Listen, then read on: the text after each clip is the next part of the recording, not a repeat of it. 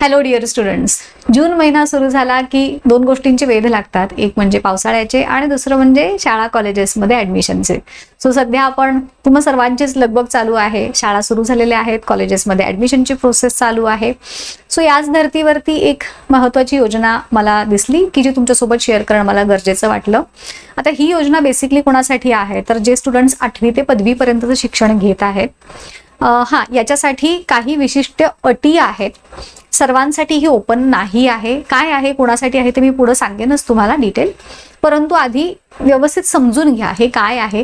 किंवा मला बरेचसे कॉल्स आणि मेसेज येतात की सांगा हे काय आहे ते सांगा. सगळं मी माहिती व्हिडिओमध्ये डिटेल सांगितलेली असते, परंतु ते व्हिडिओ बघायचे पेशन्स सुद्धा लोकांच्या मध्ये नसतात.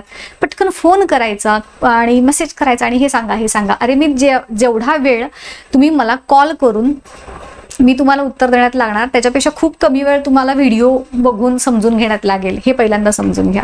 सो 8वी ते पदवीपर्यंतचं शिक्षण घेणाऱ्या स्टुडंट्ससाठीची ही योजना आहे.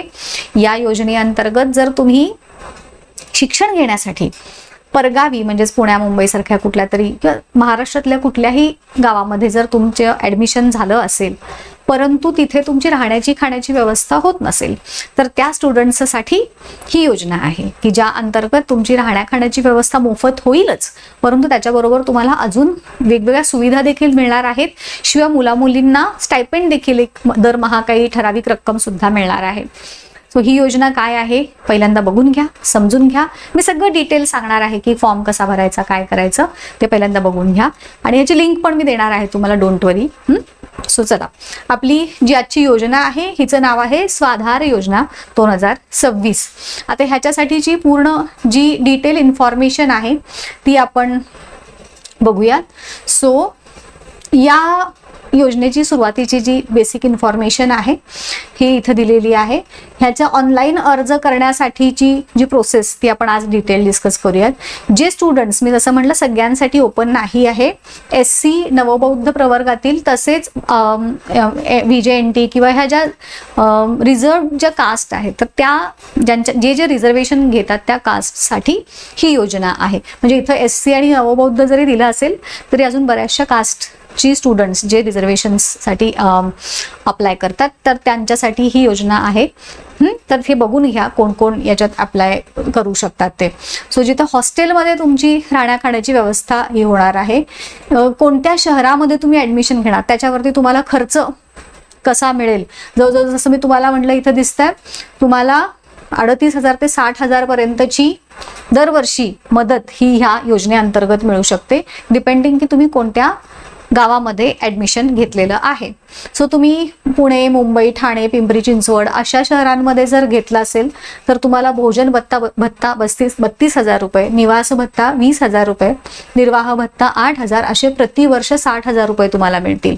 जर तुम्ही इतर विभागीय शहरं किंवा जिल्ह्याचे ठिकाण, तालुक्याचे ठिकाण असं प्रत्येक ठिकाणी तुम्हाला मिळणारी रक्कम ही अर्थात त्या शहरांमधला जो एक जगण्यासाठी आपल्याला बेसिक ज्या गरजा लागतात तर त्याच्यासाठीचं जे मिनिमम रिक्वायरमेंट आहे तर तेवढी रिक्वायरमेंट तुम्हाला या योजनेअंतर्गत दरवर्षी देण्यात येईल. आता ह्याची इलिजिबिलिटी क्रायटेरिया काय आहे. एक तर अनुसूचित जाती नवबौद्ध प्रवर्गातील असावा, दुसरं मूळ महाराष्ट्रातला रहिवासी असावा, हॉस्टेल म्हणजे शासकीय वसतिगृहासाठी त्यांनी अर्ज केलेला असला पाहिजे. जागा उपलब्ध नसेल म्हणजे तिथं बरेचदा असं होतं ना की अर्ज केलाय परंतु जागा उपलब्ध नाही, तर त्यांच्यासाठी ही स्पेसिफिकली योजना आहे. ज्या शहरात शिकत आहे तिथला रहिवासी नसावा, म्हणजे तू दुसऱ्या गावात गेलेला आहे शिकायला अशा पद्धतीचं. मागील परीक्षेत म्हणजे 10वी किंवा 12वी मध्ये कमीत कमी 50% गुण पाहिजेत. दिव्यांग असतील तर त्यांच्यासाठी 40 गुणांची अट आहे. कौटुंबिक उत्पन्न 2-2.5 लाखांपेक्षा जास्त नसावे. आणि 12वी नंतरचा जर तुम्ही अभ्यासक्रमासाठी ॲडमिशन घेत असाल तर तो कमीत कमी 2 वर्षांपर्यंतचा तरी असावा, म्हणजे डिग्री साठीचं जे हे इलिजिबिलिटी आहे. आता ह्याच्यासाठीची कागदपत्र काय काय आहेत.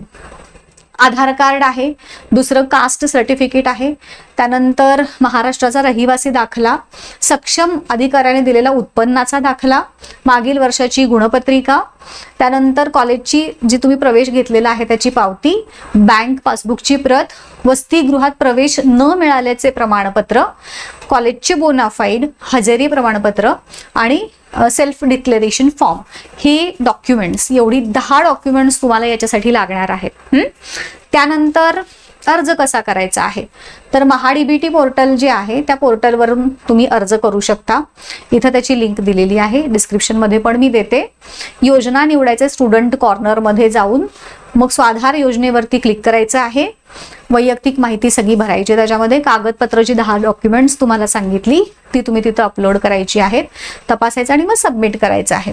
आधार आणि बँक तुमचं कनेक्ट आहे की नाही हे चेक करून घ्यायचं आहे. आणि जर तुम्हाला काही हेल्पलाईन म्हणजे तुम्हाला काही हेल्प लागणार असेल तर त्यांनी त्यांचा टोल फ्री नंबर पण दिलेला आहे. सो ह्या टोल फ्री नंबरवरती कॉन्टॅक्ट करून तुम्ही तुमचे जे काही क्वेश्चन्स असतील ते विचारू शकता.